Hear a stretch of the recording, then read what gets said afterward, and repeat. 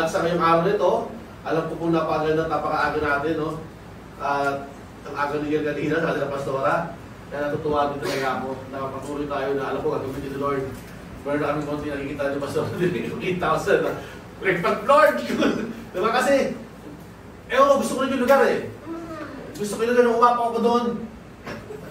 Pagbaba pa namin si Ching kasi pagod na si Ching, kaya kami napampanga. Ito, sabi mo. Totoo yung pastora, alam ko din na meron din naka-reserve. Pero Lord, kung yung kalooban mo, why not? Diba? Amen, no? Talagang napakabuti ng Panginoon, siya yung kilos. At ngayon, yung topic natin is napakaganda, napakasimple, pero ang sarap, sabi ko. Diba? Ang topic natin ngayon is, God is good all the time. Amen. Lagi sasabi sa mga churches, every time that God is good. One of the gusto ko sasabi ng Pastor Andong, yung God is good. Amen. Pero bago lahat, tayo ay, oh Lord, maraming salamat na magkakasama kami ng aming mga kasama, Panginoon, sa oras ito.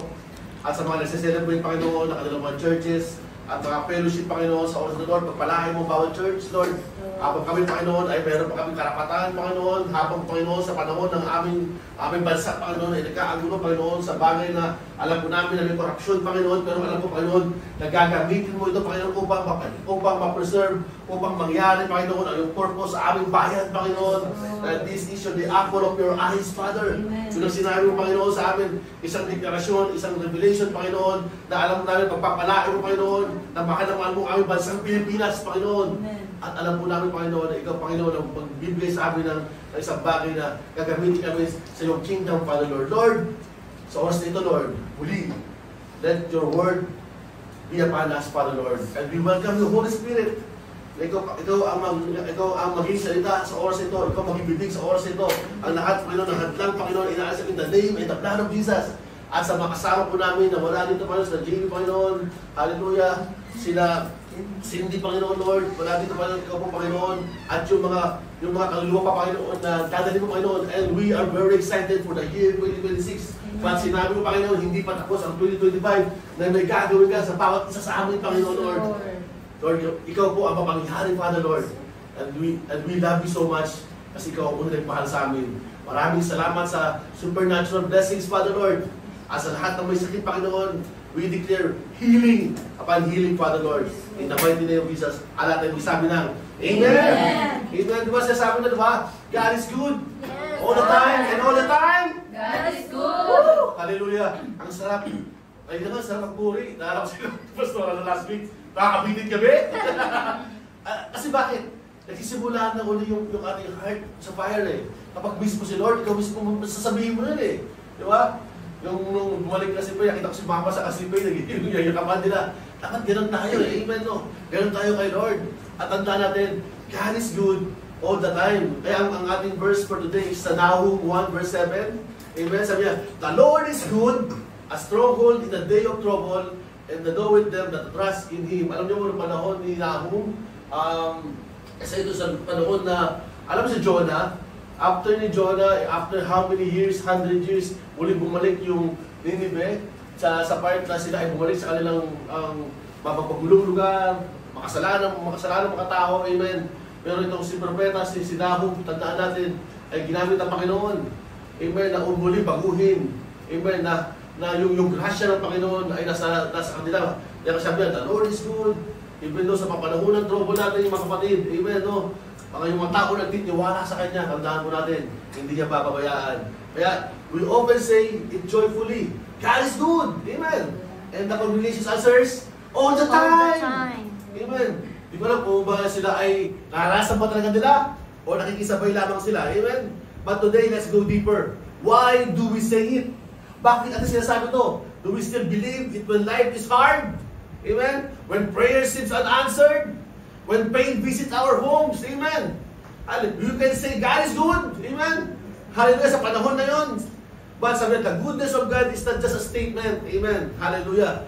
It is a truth, katotohanan, a foundation, and a promise that never changes. Amen? Sa itanong mga mangyayari sa atin. Sabi nga ni Pebrina, kahit kulang na yung ating pera sa bulsa. Amen? Regardless of what's happening around us, sasabihin mo pa rin, God is good all the time. Amen? Kahit nandito sa Jericho, kahit natatawa tayo. Amen, no? Hallelujah. God is good all the time pa rin. Amen. Kasi alam natin, may purpose si Lord. At pag-aaralan natin yun. Amen. Number 1, God's goodness is His nature. Tandaan natin yun. Nature ng Panginoon yun. Hindi yun mawawala sa Kanya. Amen.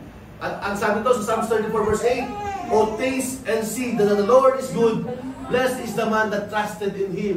Ang kailangan lang natin pagkatiwalaan ng Panginoon sa anumang sitwasyon, sa anumang gera, sa anumang paglaban. Naalala niyo yung ating pinag-aralan last week? Di ba? Sabi niya yung grace, "Your grace is sufficient for me." Di ba? Sa anumang pagsubok. Ngayon naman, ating dinideklara. Amen. Sabi nga ni Faye, napakabuti ng Panginoon na aalis na kami ng Saturday. Hindi nyo ba alam? Dineklara lang namin yun. Ano man ang nangyari? Ang dahil mas ito, ano man ang mangyari? Ang sinabi ni Lord, sinabi ni Lord. Amen. Walang tao makakahadlang. Kahit na sabi mo, hindi magkakatuluyan si Pep at si Carl. Wala silang magagawa. May pera o wala, magkakatuluyan sila. Amen. Ang dami nangyari. Natandaan nyo, God is good. Diba? All the time, God is good. Diba? Kahit sabi natin, may problema kami sa financial, kami din na Pastor Jerry, may problema sa ito, Pastor Jerry, kami din. Pero nangyari. Amen. Kahit tiwala kami kay Lord, nag-book kami bigla. Sa 1, babay na. Kaya pagpapaalam mo muna kami, no? Si Pastor Riel lang muna para sa inyo. Amen, no? Hallelujah. At God does just do good. He is good. Sabi mo sa atin mo, He is good. Amen. Ito is not just what He does. Amen. He was good in creation. Everything He made was very good. Amen. Kaya ikaw mismo, very good ka. Amen. Hallelujah. Kaya yun lagi sinasabi ng mga tao eh. Dapat sa mga bata, "Uy, dapat very good ka." Amen. Kasi bakit? Nilikha ka ng Panginoon. Diba? Ginamit ka ng Panginoon. Ginagawa ka ng Panginoon. Ano mang sitwasyon, sabi mo nga, tandaan nyo lagi sa sabi ko ito, ano man pong mangyari sa buhay mo, pabalik ka doon sa bakit kung saan ginagawa ng Panginoon sa buhay mo. Amen? Kasi si Lord ang may takda ng lahat. Amen? Siya ang may likha ng lahat. He was good in redemption. He sent His Son, only Son, to save us. Amen? Kaya pag may time na may nagsakit sa iyo o may umamoy sa iyo, i-bless mo na lang. Amen? Kasi the Lord will do the redemption. Amen po? Hallelujah. At He is good in His promise. Amen? He never lies or fails. Amen? Pag sinabi ng Lord, "Someday anak, bibigyan ka ng bahay," maniwala ka. Pag sinabi anak, nalala ko tuloy yung 2 tauhan. Pumunta kami sa isang event. Sabi ko, gusto ko Jason. Si Jason kasi, talagang girlfriend niya, yung sa Bible study namin sa doon sa La Rose. Ngayon, siya, ginagamit yung tauhan mo yun. Dati siya nag-iinom, lakas uminom ba? Ngayon ba, ang nangyari ngayon, itong si Jason ngayon, is part na siya ng multimedia. May kaagaw na akong humingi ng tinapay. Sabi sa akin, "Sir, ako na lang yung maganda." "Bakit?" "Ibibigay ko sa mga mens." "Anong mga mens?" "Kasi meron ko yung Bible study sa fellowship." Bibigyan daw doon. Sige, nakakatawa. Kasi dati, pag humingi ko ng mga tinapay doon sa aking mga katauhan, sabi ko, bibigay ko sa mga pastora, sa mga pastor, church, sabi ko, bigyan naman sila. Ngayon may kaagaw na ako. Sabi ko, "Kasi tinapay mo?" "Kay Jason." Yung pala meron na siya sariling fellowship, meron na siya sariling amen, no? Nakakatuwa. Natandaan nyo, ang pangako ng Panginoon, nangyayari yan. Amen? Amen. At lahat ay magsabi ng, "Hallelujah! Hallelujah! Even when we don't understand His ways, sometimes nakakapagod, sometimes nakakahirap, amen? His nature remains unchanged. Amen. Sometimes tayo lang yung nagbabago. Kasi bakit? We're human. Pero si Lord, amen, no? Yun, yung ating, kailangan ng palitan, kailangan ng buluyan ng ba? Yun. Kailangan natin, yung part na si Lord, hindi siya nagbabago, kahit kailanman. Di ba sabi, hindi kita iiwan. Amen. Hindi pababayaan. Amen. Kaya tayo tandaan po natin, isang bagay yun, He doesn't stop being good just because life stopped being easy. Alam nyo, hindi po magiging easy ang buhay. Amen. Sabi nga sa Bible, this world is full of tribulation. Nangyayari na. Gera dito, lindol dito, di ba?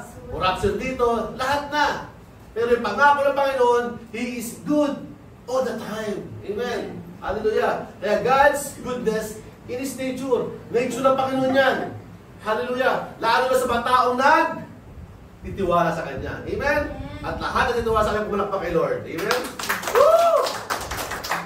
Hallelujah. Number 2, God's goodness is seen in His provision. Tandaan nyo, laging may provision ng Panginoon sa buhay natin. At sabi sa Psalms 23 verse 1, the Lord is my shepherd, I shall not want. Alam ko, paborito na marami yan. Amen? Kahit ako, paborito ko yan. Yeah, every time na you walk to the valley of the shadow of death, di ba? Kadusong nun, di ba? I will fear no evil. Amen? Kasi nga bakit? Si Lord ang ating pastor. Si Lord ang ating pastol. Di ba? Siya ang mag-guide sa atin. Sa panahon na ikaw ay naguguluhan, huwag kang lumapit kay pastor. Lumapit ka kay Lord muna. Amen? Bakit? Siya ang tunay na pastor. Siya ang tunay na pastor. Amen? Hallelujah. Kasi minsan, hallelujah, pag lumapit ka kay yung tao, minsan hindi ka maintindihan. Pero si Lord, mahal na mahal ka. Amen? Maiintindihan ka. Amen? Ano man ang mangyari sa mundo, ano man mangyari sa iyo, si Lord, kagabayan ka niya. Every day we live under the covering of God's goodness. He provides even when you don't notice it. Kahit hindi mo namamalayan, si Lord ay nagpo-provide. Si Lord ay nagbibigay. Amen. Sabi nga, ang laki-laki na ni Risa. Pwede na sundan. Amen. Wala nag-amen doon lang. Sabi ni Pastor Jay, oh, teka lang, hintayin mo muna ako. Magpapakasal muna ako. God is good, no? Di ba? All the time, amen. Ang sarap-sarap po. The bread we take each morning is proof of His goodness. Amen. Kaya sabi nga, there is always dew every morning, di ba? Every gising is a blessing, amen. Kasi totoo yun. Hiningaw pa lang. The food on our table, the strength in our body, the love of our family, all are gifts of God. Of good of God. Amen. Kahapon ka sayang, hindi tumuloy si Maru sa Pastora Jay. Ang hinayang ako. Bakit? 4 na box yung aming Jay ko kahapon. Ay! Sabi ko, sayang di siya dumating. Meron na pala sign si Lord. Meron pa ito si Mami, no? Meron pa dyan, nandiyan pa. Amen. Oo nga, nalala ko si Pastora doon, dito part na yun. Amen. At napakabuti ni Lord. God's goodness is seen in His provision. Even when we go through lack. Amen. Pag ikaw ay may kulang, tandaan mo, si Lord ay magbibigay. Amen. Amen. Hallelujah. Alam nyo, nung in-announce sa opisina namin, sabi nila, o sige, lahat ng mga manager na tatawagin namin ngayon, lahat sila ay makukuha ng tauhan. Alam mo ba, lahat ng mga provisionary, tabi na. Ngayon naman, pag tinawag yung pangalan namin, kailangan namin mag-stay sa opisina kasi mababawasan pa kami, ilalagay sa production. Yun ang mangyayari na yan. Tinawag yung lahat, tinawag ito. Yung huling pangalan, At ang pinaka-huling pangalan, parang bingo eh. Ganito, sabi ko, para ako si Jordan, gumano talaga ako eh. Kasi hirap pa wala ng tauhan. Amen, no? Kaya sabi ko, Lord, you're so good. Napakabuti. Yung nakita niyo yung pusa ko ng, God, you're amazing. Doon pala gusto ko nang umiyak kasi I love my members. I love them kasi ang hirap nililipat sa production. Hindi mo yung skills mo. Amen. Kaya tandaan din natin, His provision never truly stops. It just takes another form. Sometimes it's grace. Sometimes it's peace. Sometimes it's strength. Alam niyo ba yung kwento ng isang alalay at isang hari? Gusto ko lang i-share sa inyo eh. At meron kayo matutunan dito. Itong alalay na ito, ang hilig na magsabi, God is good all the time. Diba? Eh minsan, narinig ito ng hari. Amen. Narinig ito ng hari. Kaya, tinawag niya. Bawa si Carl yun. Tawagin mo nga itong servant natin si Carl. Amen. Bakit? Lagi siya sabi, God is good all the time. Amen. Ngayon, sinama niya ito, si Carl, puno sa bundok upang mangaso. Sa pangangaso nila, amen, makahuli sila ng maraming mga usa. Tapos pag uwi nila sa kanilang lugar, sabi nung alalay, nung servant, God is good all the time. Naniwala itong hari, totoo nga naman. Hindi sila nakain ng tigre or what. Ngayon, amen, hallelujah, umalis itong hari, hindi sinama itong servant. Ngayon, nagkamaling hari, nadisgrasya siya, naputol yung kanyang isang daliri sa kanyang pangangaso. Pagbalik niya sa lugar nila, ang sabi ng servant, God is good! All the time, narinig na ng hari. Tawagin mo si Dan! Ibilang mo yan!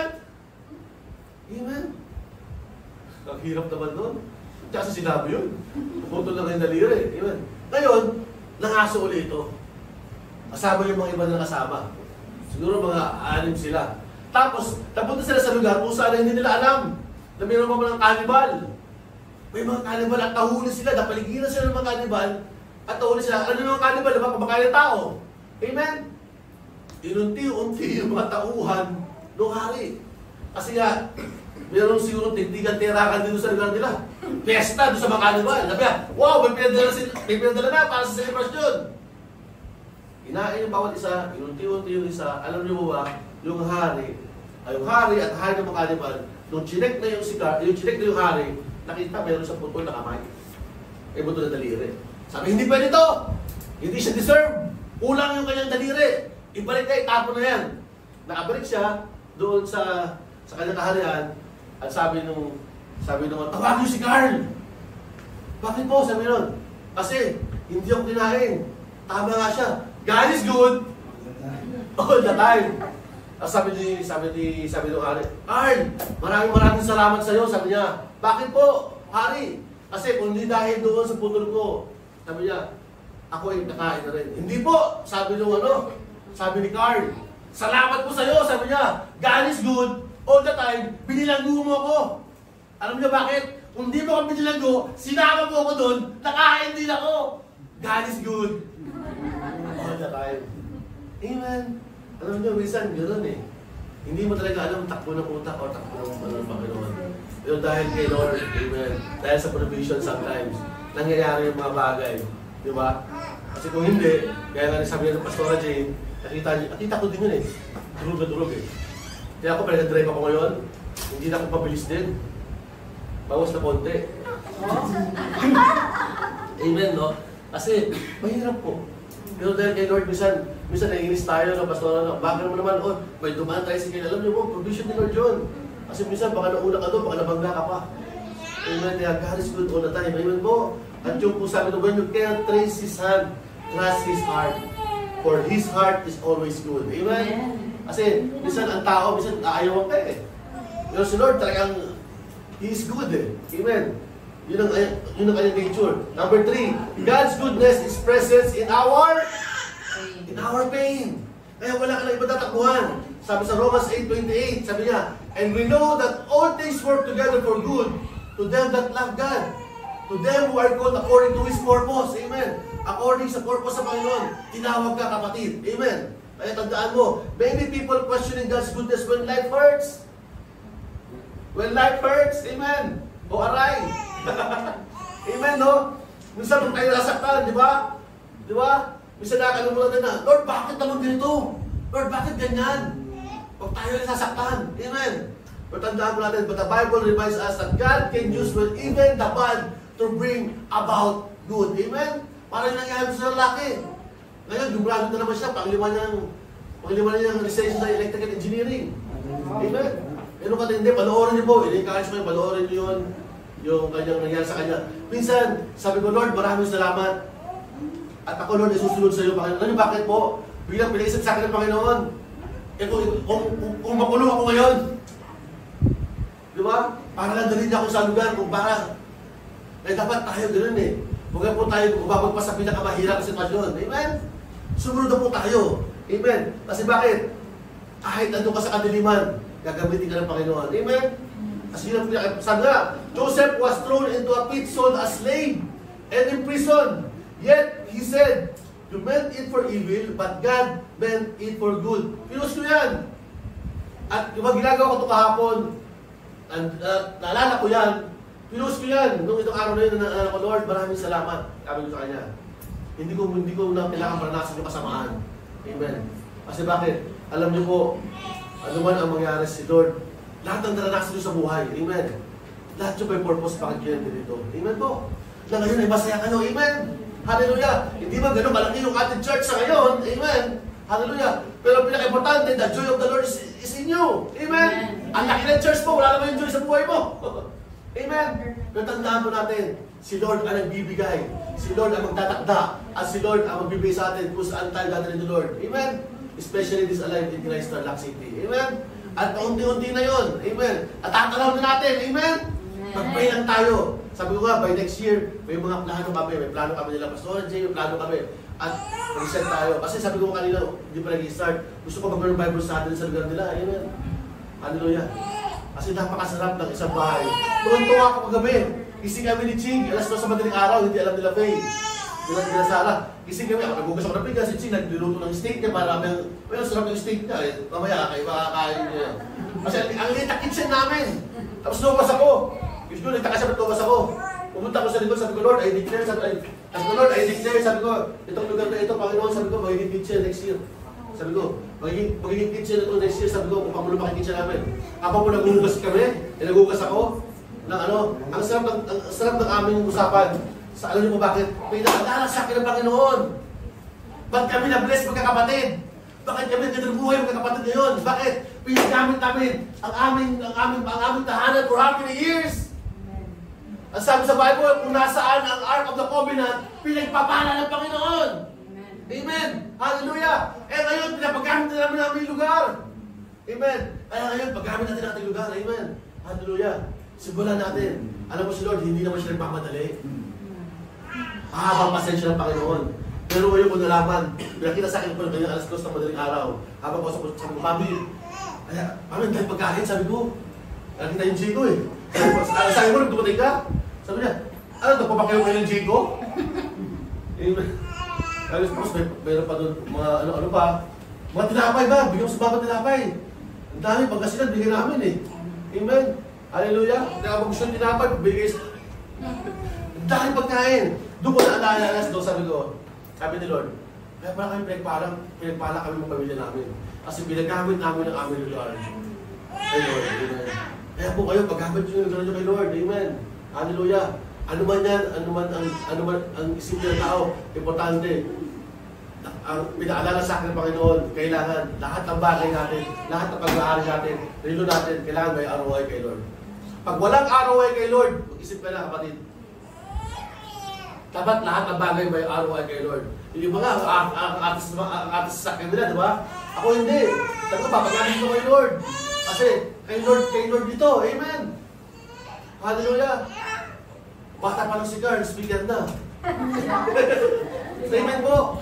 Tandaan po natin yun. Kaya patuloy po natin papagamit ng ating, ano man ang meron ka, ano bang skills ka, ano bang gamit ka, magpagamit ka kay Lord. Amen po. Kaya palakpakan mo si Carl. Amen. Bumatayo na. Amen. Pero inintay siya ni Lord. Hindi mo nagpadali si Lord. Kasi bakit? Mas, sabi ko kay Pastor Jay lagi, mas kilala ka ni Lord.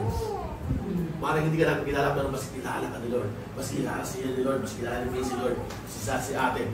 Kung tuwa ko kayo na, magpapakalan tayo, si ate, sisilip mo si ate, makatrip pala. Tagalog yun, sabi ko, sisilip siya no?